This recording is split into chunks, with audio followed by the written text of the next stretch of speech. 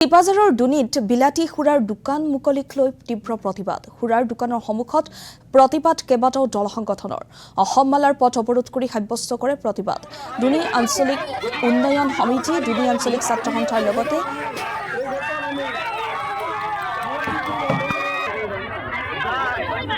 এই যে সুৰাৰ দোকান বন্ধ কৰাৰ দাবীত সাব্যস্ত কৰে প্ৰতিবাদ।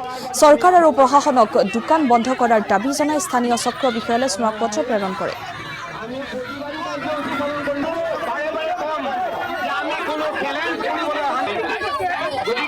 এই দোকানখন হ'ব বুলি আমি কেতিয়াও ভবা নাছিলোঁ, কাৰণ আমাৰ ইয়াতে বহুকেইখন স্কুল কলেজ আছে, তাতে ল'ৰা ছোৱালীখিনি আহে ওচৰতে, আৰু আমি শুনিব পাইছোঁ যে ইয়াতে 40 টকাতে বোলে বটল পায়।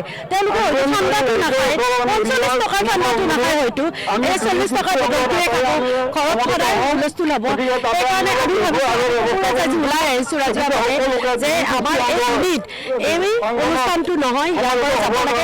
চৰকাৰকো আমি অনুৰোধ কৰিছোঁ, আমি ইয়াৰ পৰাই দিছোঁ, প্ৰতিলিপি দিছোঁ, তেওঁলোকে সেইখিনি মানিব বুলি আমাৰ আশা আছে যে যাতে আমাৰ এই অনুষ্ঠানটো ইয়াত আমি তেওঁলোকক বন্ধ কৰা নাই, ইয়াৰ পৰা বেলেগত দিয়ক, কিন্তু আমাৰ দুৰ্নীতি হ'ব নালাগে, কাৰণ যাতে ভৱিষ্যত আমাৰ ল'ৰা ছোৱালীখিনি বেয়া নহয় তাৰে কামনা কৰিছোঁ।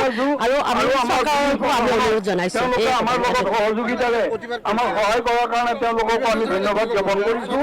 অদূৰ ভৱিষ্যতে আমি যাতে আমি এটা আশা ৰাখিছোঁ যাতে আমি এই আন্দোলন কৰিব লগা পৰিৱেশ নহয়। আশা কৰা নাছিলোঁ, ইয়াতে দিছে আমি